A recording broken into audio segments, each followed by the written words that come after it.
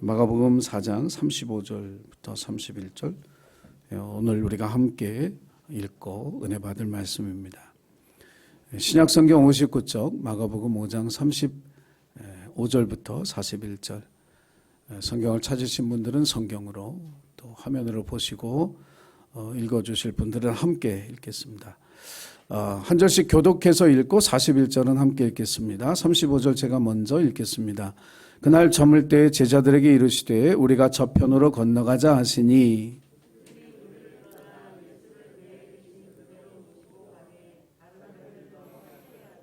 큰 광풍이 일어나며 물결이 배에 부딪혀 들어와 배에 가득하게 되었더라.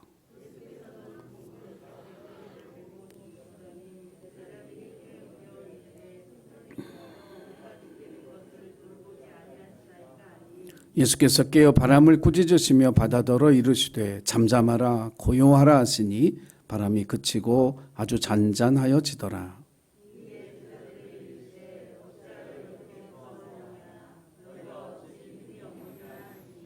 그들이 심히 두려워하며 서로 말하되 그가 누구이기에 바람과 바다도 순종하는가 하였더라. 아멘. 믿음이 있습니까? 믿음의 주제의 세 번째 설교의 제목은 좀 도전적이죠. 믿음이 있습니까? 제가 물어볼 문제는 아니고 여러분 스스로에게 나는 믿음이 있는가 이렇게 돌이켜봐야 할 제목입니다. 맥스 루케이더 목사님이 쓴 책 나의 사랑하는 책에 보면 2차 대전 중에 유대인 수용소에 한 유대인이 벽에 써놓은 글을 소개하는 내용이 있습니다. 태양이 빛나지 않아도 나는 태양을 믿는다. 사랑이 보이지 않아도 나는 사랑을 믿는다. 하나님이 아무 말씀하지 않으셔도 나는 하나님을 믿는다. 사실 별 커다란 감동이 막 물밀듯이 오진 않죠. 왜냐하면 우리가 전쟁을 겪어보지도 않았고 또 2차 세계대전 중에 유대인들이 겪은 아픔을 나의 아픔으로 알기에는 너무나 거리가 멀기 때문에. 근데 오늘 이 얘기를 다시 하는 이유는 뭐냐면 그 글을 그 벽에 새긴 사람을 한번 생각해 봤으면 좋겠다 하는 그런 생각이 들었어요. 수용소 벽에 글을 새기기 위해서는 뭔가 필요했겠죠. 그걸 쉽게 얻을 수 없는 상황이었을 것이고 어디 깨진 유리 조각이나 혹은 날카로운 돌을 하나 어떻게 주워서 몰래 바지에 숨겼다가 감시의 눈을 피해 그 수용소 벽에 그것을 쓰기 위해서 얼마나 마음 졸이며 한 글자 한 글자를 써내려 갔을까.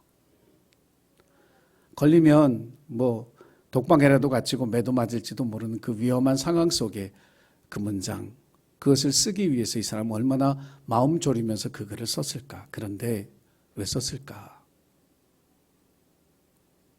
굳이 그런 글을 왜 그곳에 썼을까?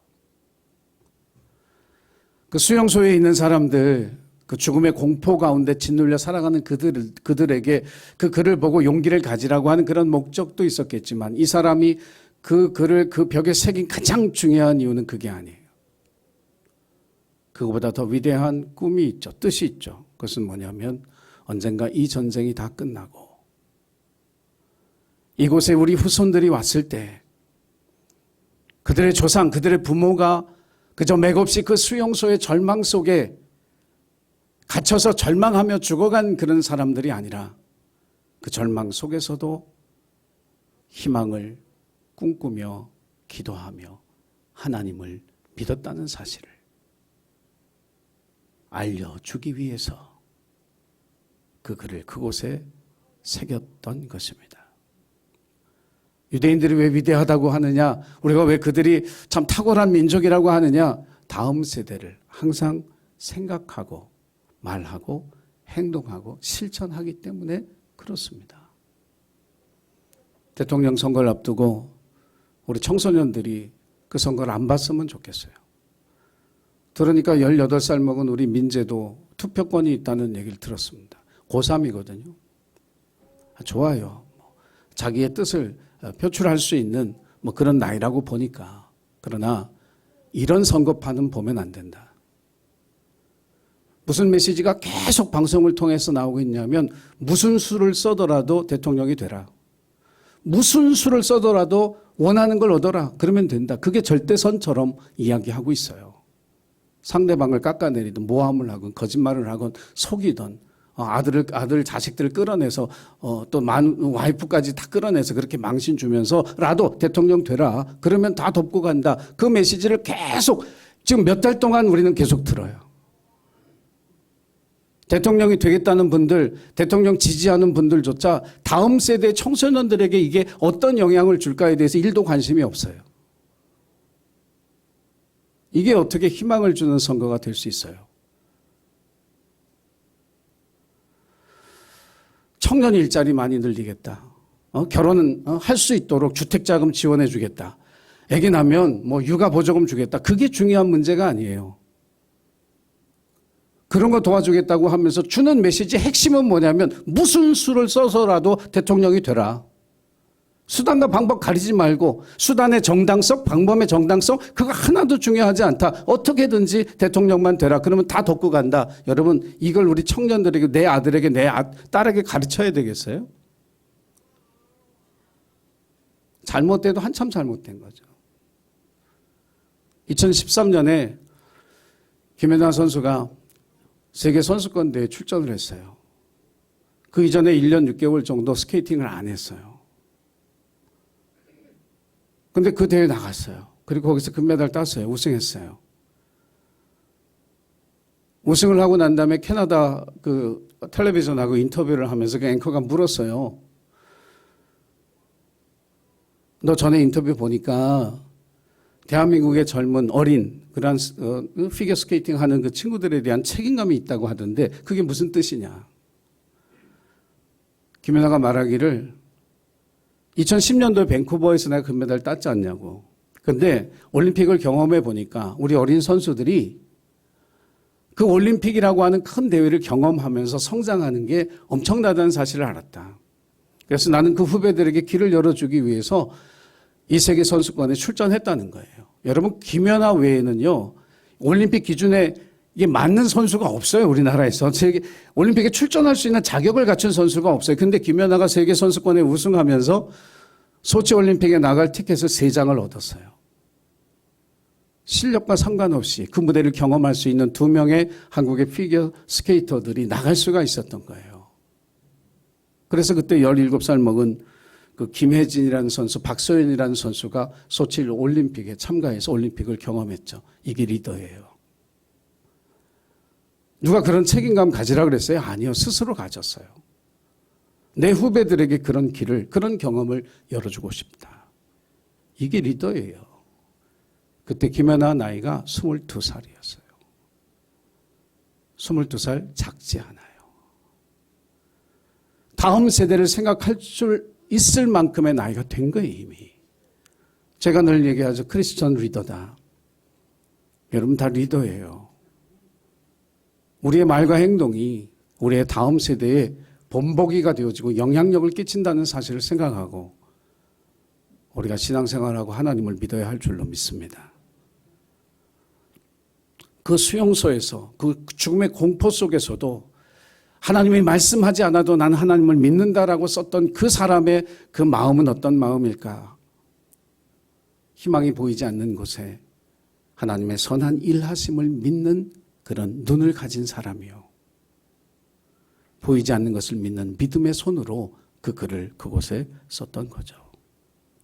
히브리서 11장 1절에 우리가 너무나 익히 하는 말씀, 믿음은 바라는 것들의 실상이요 보지 못하는 것들의 증거, 에비던스라고 하는 거예요. 믿음은 증거예요. 보이지 않는 것에 대한 증거를 확신하는 거예요. 이것이 우리의 믿음이라고 하는 거죠. 오늘 본문의 말씀 속에 첫 번째 주시는 메시지는 이거예요. 예수와 함께 사는 삶에도 역경과 풍랑이 온다. 이걸 받아들여라. 이걸 인정하라는 거예요. 세상 사람들이 왜 돈 많이 벌고 싶어 해요? 왜 높은 권력을 갖고 싶어 해요? 간단해요. 안정된 삶을 살고 싶어서. 부족함이 없는 삶을 살기 위해서 돈이 많거나 권력을 잡으면 된다고 생각하는 거예요. 그러면 아무 걱정, 염려, 인생의 위기 이런 거 하고 멀어질 수 있다는 거죠. 그래서 많은 크리스찬들이 어떤 생각을 하냐면, 내가 하나님을 믿으면 그 전능하신 하나님의 능력으로 내 삶이 평안해지고 안정되고 형통할 것이다 라고 하는 그런 생각을 해요. 그게 믿음을 가진 이유이기도 해요. 그런데 오늘 본문의 말씀은 찬물을 확 꼈죠. 예수님이 함께 탔지만 그 배는 풍랑에 흔들리고 막 파도가 밀려서 물이 오는데 배가 빠질 만큼 침몰할 만큼 큰 물이 그 배에도 들이찼다라고 하는 사실이에요.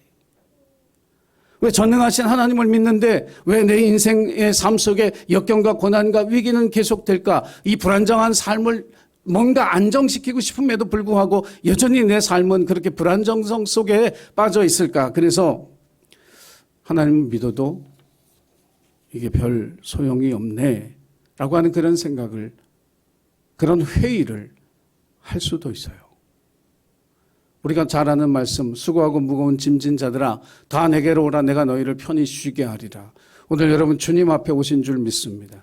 그리고 주님은 여러분이 그 참된 안식을 누리기를 원하고 계신 줄로 믿습니다. 그러나 이 성전을 나가고 이 예배가 끝나고 다시 가정으로, 여러분의 직장으로 돌아가면 참된 안식과 거리가 먼 삶을 살아가는 것이 분명한 우리의 현실이에요.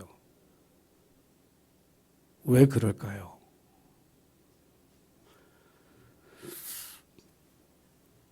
믿음은 눈에 보이지 않고 손에 잡히지 않기 때문에 이것이 마치 없는 것처럼, 아무 영향력이 없는 것처럼 그렇게 생각하기 쉬워요. 그러나 믿음은 보지 못하는 것들의 증거다.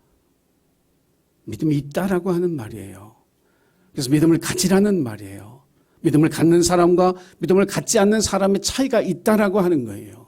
교회를 다녀도 올해 20년 직분을 가졌어도 믿음을 가진 사람과 믿음을 갖지 않은 사람의 차이가 분명히 드러나는데, 언제 드러나느냐면 인생의 위기와 역경 앞에서 그 믿음을 갖고 있느냐 아니냐의 차이가 나타난다는 거예요. 오늘 이 제자들은 예수님한테 혼났어요. 너는 어떻게 그렇게 믿음이 없을 수 있냐고. 너희들이 나를 따라다니면서 내가 하는 말씀을 너희들이 듣고 배웠고 내가 하는 일들을 너희들이 보았는데 그럼에도 불구하고 어떻게 믿음이 없냐고.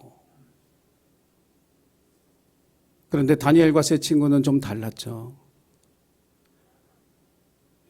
느부갓네살 왕이 금신상에 절하라. 근데 그걸 거절해요. 그래도 그 사람들을 아껴서 기회를 줘요. 지금이라도 절하면 살려줄 테니 그렇게 해라고. 그랬더니 이 세 친구가 하는 말이, 아니 그럴 필요 없다고. 그냥 우리 불 속에 들어갈 테니 던져주라고. 하나님이 우리를 구원하실 거고 만약에 그렇지 않아도 상관없다고. 그 불을 얼마나 뜨겁게 태웠으면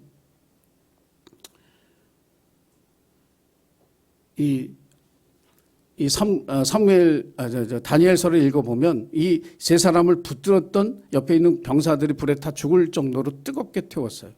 뜨겁게 불을 올렸는데 그 속에 뛰어 들어갔죠. 다니엘은 굶주린 사자들이 있는 불 속에 던져졌어요. 얼마나 두렵고 무서웠을까? 그런데 그냥 들어갔어요. 그걸 피하고 싶었다면 그냥 기도하는 모습 좀 창 가리고 하고 기도 안 하는 척하고 거짓말 좀 하면 그거 피할 수 있었는데 안 피했어요. 정면으로 부딪혔거든요. 문 다 열어놓고 나는 왕이 도장을 찍은 그 조서의 내용하고 상관없이 나는 하나님 앞에 기도한다. 난 그런 사람이다. 그 믿음을 드러냈을 때 그들이 살아계신 하나님을 그 위기 속에서 만나게 된 줄로 믿습니다. 믿음으로 상황을 보면 그 상황이 아무것도 아닌데 믿음 없이 상황을 보면 우리가 죽게 되었다고 소리치는 제자들의 마음이 되는 거예요. 죽음의 공포가 밀려오죠. 여러분, 하나님을 믿는다는 말이 우리의 소원을 들어주는 램프 속의 거인 지니 하나를 더 갖게 되었다는 뜻이 절대로 아니에요. 하나님 그런 분이 아니에요. 믿음이라고 하는 게 우리에게 주는 가장 큰 유익이 뭐냐면 다르게 보게 만들어요. 인생의 역경과 고난을 달리 보게 만들고 사람들을 다르게 보게 만들어요. 관점을 바꿔주는 거예요, 믿음은. 근데 그 믿음의 관점이 달라지면 삶이 달라져요. 삶의 목적이 달라지고 삶에서 맺어지는 열매가 달라지게 돼 있어요. 믿음의 우리에게 주는 그런 유익함이 무엇인지 여러분 깊이 생각하면서 하나님이 나를 변화시키고 새롭게 하시는 이 유익보다 더 큰 유익함은 없어요. 믿음으로 보면 고난이라고 하는 것은 하나님이 살아계시다라고 하는 사실을 체험할 수 있는 기회예요. 내가 지금 겪고 있는 이 고난이 내 인생의 결론이 아니다라고 하는 사실을 믿음은 보게 하는 거예요. 내가 지금 겪고 있는 아픔과 상처와 고통과 괴로움, 이게 내 인생의 결론이면 얼마나 불행하고 얼마나 허탄하고 그렇겠어요. 그런데 믿음으로 보면 지금 내가 겪고 있는 이 상황, 이 아픔, 이 상처, 이게 내 인생의 결론이 아니라니까요.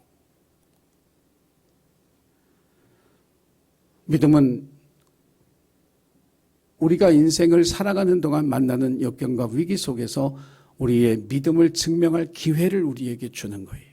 우리는 그 기회를 통해서 하나님이 살아계시고 하나님 우리의 기도를 들으시고 우리 인생의 문제를 하나님께서 해결하시는 믿음의 증거들을 우리에게 주기를 원하고 계신 줄로 믿습니다.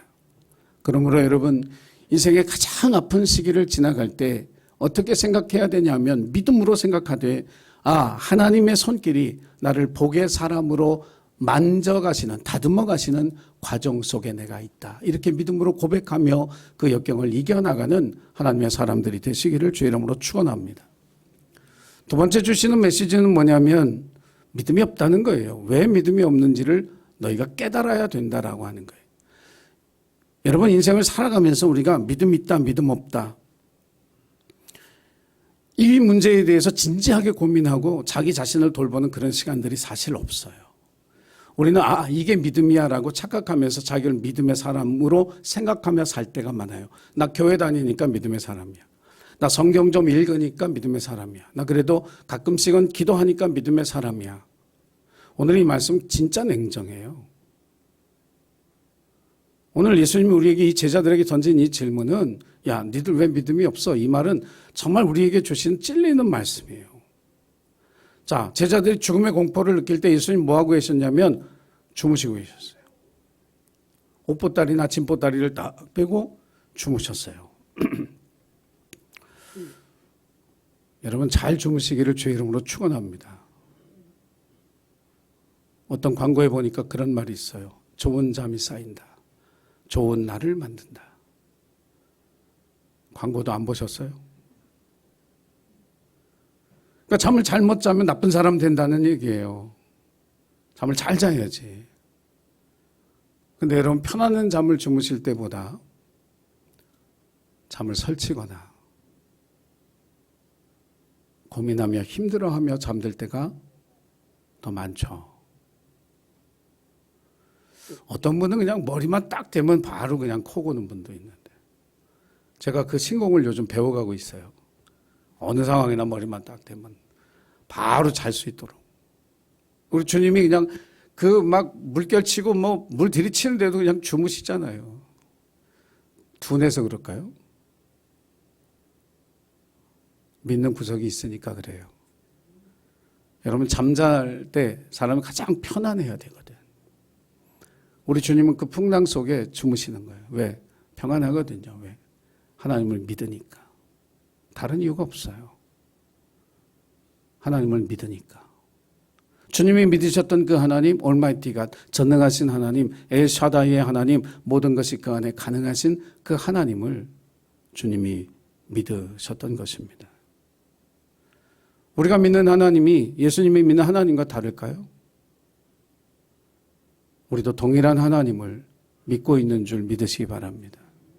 홍해를 가르신 하나님, 여리고성을 무너뜨리신 하나님, 여호수아의 기도를 듣고 아일론 골짜기에 태양을 멈추신 하나님, 히스기야의 기도에 응답하셔서 일령표에서 15도가 태양이 물러가도록 하신 하나님, 바다 위를 걸으신 하나님, 죽은 지 사흘이 돼서 냄새가 폴폴 나는 무덤의 문을 열고 나사로를 일으켜 세워 걸어 나오게 하신 하나님, 우리가 믿는 하나님은 바로 그 하나님이신 줄 믿습니다.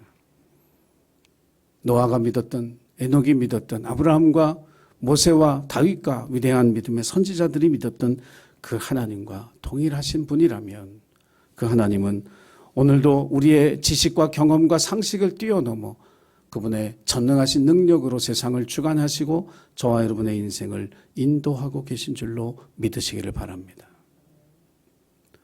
어떤 병에 걸린 분이 미국에서 있었던 일인데 요양차 한적한 시골 마을로 이제 치료차 내려가게 됐어요. 근데 마침 내려가서 머물게 된 그 집 앞에 산더미 같은 바위가 하나 있는데 진짜 어마어마한 바위가 하나 있었어요. 어느 날 잠을 자는데 꿈속에 하나님이 그분에게 나타나셔서 말씀하시는 거예요. 얘야, 내일부터 일어나면 매일 그 바위를 밀어라. 잠에서 딱 깼는데 그 음성이 너무 생생한 거예요. 그래서 생각하기를, 야, 하나님이 나에게 저 바위를 움직이게 하는 기적을 행하시려고 그 바위를 밀라고 하시는구나 생각을 했어요. 그래서 하여간 그날부터 약간 틈만 나면 바위를 한 번씩 밀었어요. 10달이 지났어요. 바위가 한 100m쯤 옮겨갔겠죠. 네, 바위가 꼼짝도 안 했어요. 움직이겠어요? 1cm도 움직이지 않는 거예요. 너무 실망이 돼서 이제 그만해야 되겠다. 그러고 있는데 그날 밤에 하나님 나타나신 거예요. 아이고 하나님 반갑다고. 내가 10달 동안 하나님 말씀 의지해서 밀었는데 1cm도 안 움직였다고. 그랬더니 하나님 하시는 말씀이 뭐냐면 내가 언제 바위 옮기라 그랬냐? 밀라 그랬잖아. 내가 바위를 밀라 그랬지 바위를 옮기라고 한 적이 없어. 내일 아침에 일어나거든 너 거울부터 다시 봐라. 그래서 그 다음 아침에 일어나서 거울을 딱 보니까 다른 남자가 있는 거예요. 병들어서 볼품없던 남자가 아니라 우리 박성복 선생처럼 식스팩 달는 그런 남자가 하나 딱 있는 거예요. 하나님의 뜻은 바위를 움직이는 게 아니었어요. 나를 변화시키는 거지. 인생의 문제가 왜 놓여 있느냐 하면 하나님이 거인 램프 속의 거인 지니처럼 이거 좀 옮겨주세요. 그렇게 하라고 하는 게 아니라 그 바위를 계속 밀어대면서 계속 부딪히면서 믿음의 발걸음, 믿음의 흔적, 믿음의 길, 믿음과 순종의 길을 만들려고 하시는 거예요. 밀으라니까 미는 거지. 그럼 내가 변화되는 거예요. 건강해지는 거예요. 삶의 의욕을 회복하고 다시 살아갈 용기를 얻는 거죠. 하나님의 목적 그거라니까요. 믿음이 없으면 내 앞에 놓인 문제가 그 바위처럼 꼼짝도 안 하는 문제지만 그러나 믿음을 가지고 보면 여러분 그건 겨자씨처럼 후 불면 날아가는 그런 아주 작고 사소한 문제에 지나지 않는 것입니다. 내 앞에 문제의 바위가 그냥 있다고 낭망하지 마세요. 그게 내 인생의 결론이 아니니까. 우리가 부딪힌 그 큰 바위, 인생의 큰 문제, 그보다 더 크신 하나님이 살아계시니까요. 그분을 보는 그 믿음의 눈이 저와 여러분에게 열려지기를 간절히 소원합니다. 자, 오늘 본문의 말씀 속에 예수님이 제자들에게 믿음이 없다고 하셨는데 적어도 두 가지를 책망하신 거예요. 그 첫 번째는 뭐냐면 예수님과 함께 있는 것, 그걸 믿음으로 우리는 생각하거든요. 믿음이 아니라는 거예요. 제자들이 예수님과 함께 배에 탔잖아요. 그 믿음이 아니라는 거예요. 또 죽게 되어서 예수님 깨웠어요. 예수님 살려주세요. 그것도 믿음이 아니라는 거예요. 만약에 주님과 함께 배에 탄 것을 믿음으로 인정하셨거나 위기 때 예수님 깨워서 우리 살려달라고 했던 것을 믿음으로 인정하셨으면 일어나셔서 예수님 믿음이 없는 것들아 그렇게 얘기하셨겠어요? 믿음이 아니라는 거예요. 우리가 참 믿음 있다고 착각하고 살아갈 때가 되게 많아요. 목사도 그래요. 난 믿음 있는 목사야. 이렇게 생각하죠.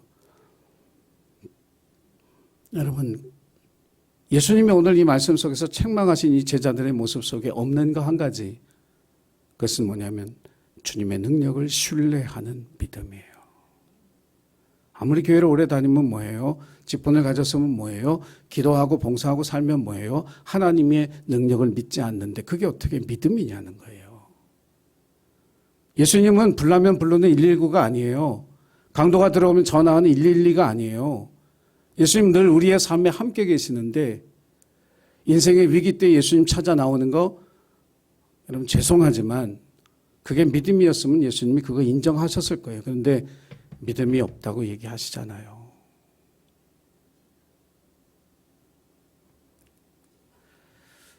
여러분 우리가 믿음이라고 하는 게 성경 말씀 계속 반복해서 수천 번, 수백 번, 수만 번을 들은 얘기가 뭐냐면 믿음은 들으면서 난다.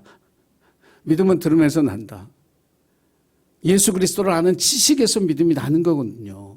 이 제자들 보세요. 믿음이 없으니까 예수님 일어나서 잠잠하라 그리고 파도를 쫙 잔잔하게 만들었더니 하는 말이 저가 뉘시기에 바람과 파도가 순종하느냐? 예수를 몰라요. 지금도 몰라요. 예수와 함께 사는데 함께 배에 탔는데 예수가 누군지 몰라요. 믿음이 없는 거예요. 교회 오래 다니고 성경 읽고 기도하고 사는데 예수가 누군지 몰라. 그분이 어떤 능력을 가지고 계신 분인지 어떤 능력을 행하실 수 있는 분인지 몰라. 그러면 주님한테 너 믿음이 없다고 책망 듣는 거예요. 요한복음 14장 12절에 우리에게 주시는 놀라운 약속의 말씀이 있습니다. 우리 한번 같이 읽어보겠습니다. 자, 시작.